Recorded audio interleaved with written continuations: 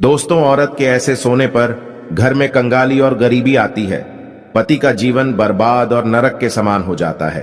आज हम आपको अपने स्माइल फैमिलीज यूट्यूब चैनल के माध्यम से वास्तुशास्त्र में लिखित आधार पर आपको बताएंगे स्त्री को कैसे सोना चाहिए और कैसे नहीं सोना चाहिए। स्त्री के गलत तरीके से सोने से घर में दरिद्रता आती है, क्लेश होता है। लेकिन अगर स्त्री उत्तम प्रकार से सोती, अपना सिर सही दिशा में रखकर सोती है, तो निश्चित ही उस घर में मां लक्ष्मी प्रसन्न होकर प्रवेश करती है। हमारे शास्त्रों में स्त्रियों के सोने के तरीके को विशेष महत्व दिया है। अगर स्त्री इस प्रकार से सोती है तो उसे सुख समृद्धि की प्राप्ति होती है। दोस्तों, हमारे एंशिएंट सेजेस एंड ऋषि मुनि अत्यंत ज्ञानी और विद्वान थे।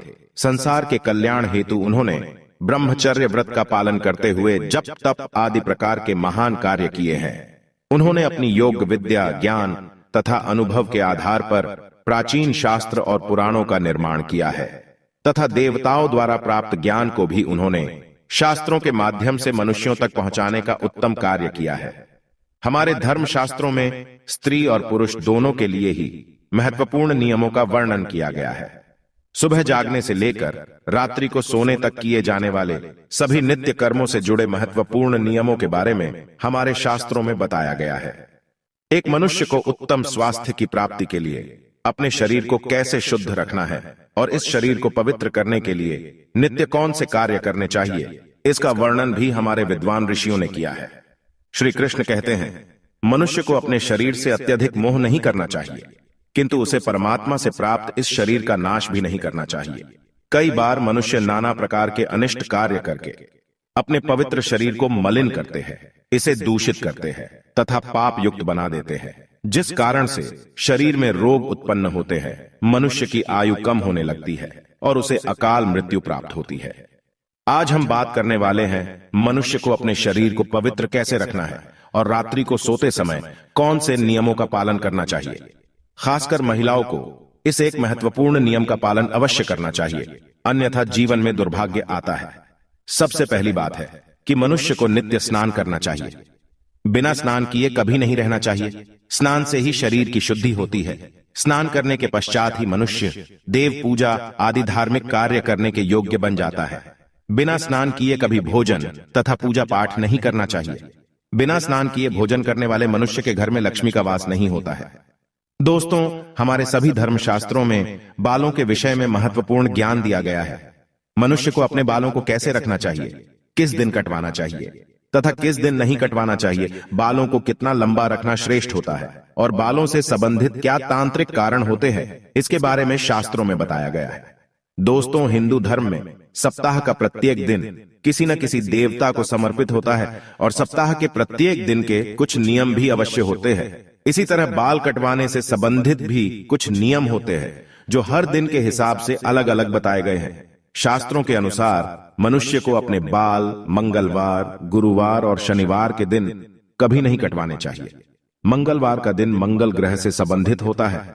मंगलवार को बाल काटने से जीवन में क्लेश की स्थिति निर्माण होती है, अकारण ही शत्रु निर्माण होते हैं और व्यक्ति का स्वभाव भी क्रोधी बनने लगता है।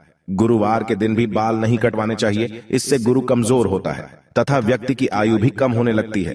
इस दिन बाल कटवाने से धन संपत्ति का नाश होता है और दरिद्रता भी आती है। शनिवार के दिन भी बाल कटवाने से मनाही की गई है। शनिवार का दिन शनि ग्रह से संबंधित है। इस दिन बाल कटवाने से अशुभ घटनाएं घटने लगती हैं। इसीलिए शास्त्रों में मंगलवार, गुरुवार और शनिवार के दिन बाल न कटवाने की सलाह दी गई है। लेकिन बुधवार, शुक्रवार और रविवार का दिन बाल कटवाने के लिए शुभ माना गया है।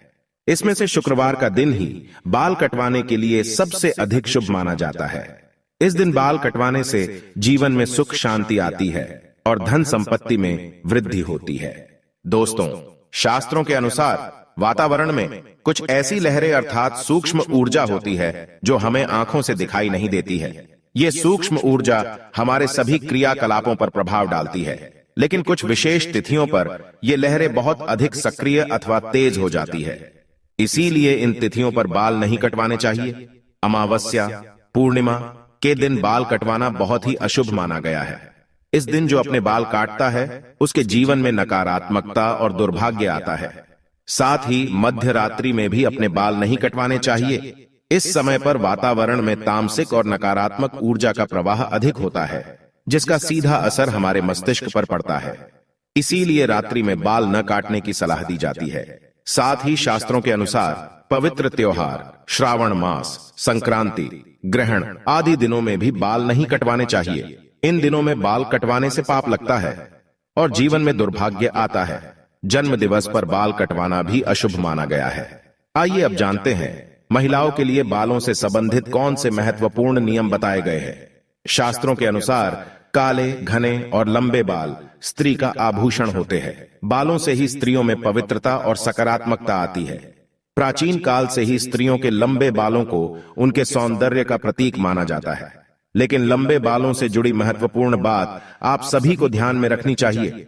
शास्त्र कहते हैं कि स्त्रियों के बाल कमर के नीचे तक नहीं होने चाहिए, और यदि हो तो उन्हें इस तरह से बांधकर रखना चाहिए कि वे जमीन को स्पर्श ना करें। स्त्रियों के बाल बहुत ही संवेदनशील होते हैं। बाल जमीन पर टकराने से जमीन पर फैली नकारात्मक ऊर्जा बालों के माध्यम से मस्तिष्क में प्रवेश करती है, जिसके नकारात्मक परिणाम भोगने पड़ते हैं। साथ ही शास्त्रों में कहा गया है कि स्त्रियों को अपने बाल कभी गंदे नहीं रखने चाहिए, इससे मां लक्ष्मी रूठ जाती है। साथ ही स्त्रियों को अपनी मांग में सिंदूर अवश्य लगाना चाहिए, इससे स्त्रियों को सौभाग्य की प्राप्ति होती है। स्त्रियों को अपने बालों को हमेशा स्वच्छ रखना चाहिए। इसके पीछे धार्मिक कारण यह है कि बाल स्वच्छ रहने पर सिर में खुजली नहीं होती है, और सिर में हमेशा खुजली करते रहना शास्त्रों में अशुभ फलदायी माना जाता है। गरुड़ पुराण में कहा गया है, जो स्त्री अपने बालों को खुजलाते हुए पूजा पाठ करती है, उसकी पूजा विफल हो जाती है। स्त्रियों को दोनों हाथों से जोर जोर से अपने बाल खुजलाते हुए गुरुजनों तथा बड़े बुजुर्गों से बातें नहीं करनी चाहिए।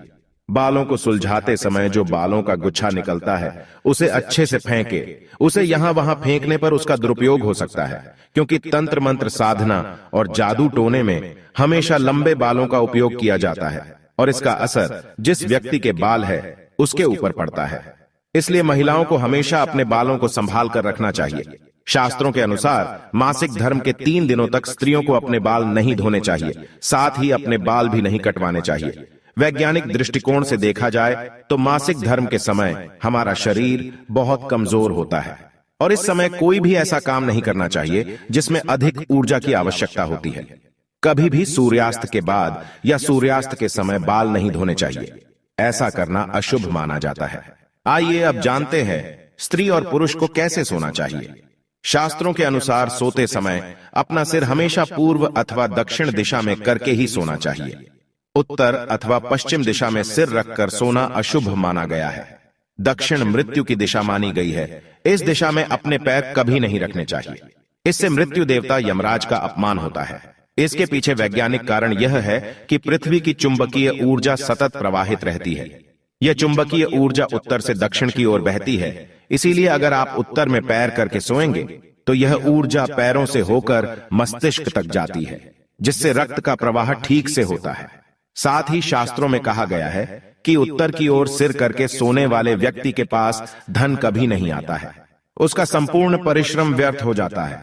लेकिन दक्षिण की ओर सिर करके सोने से धन संपत्ति में वृद्धि होती है। स्त्रियों को रात को सोते समय अपने बाल खुले नहीं रखने चाहिए। बालों को हमेशा ही बांधकर सोना चाहिए। बाल बांधकर सोने से ऊर्जा का संतुलन बना रहता है।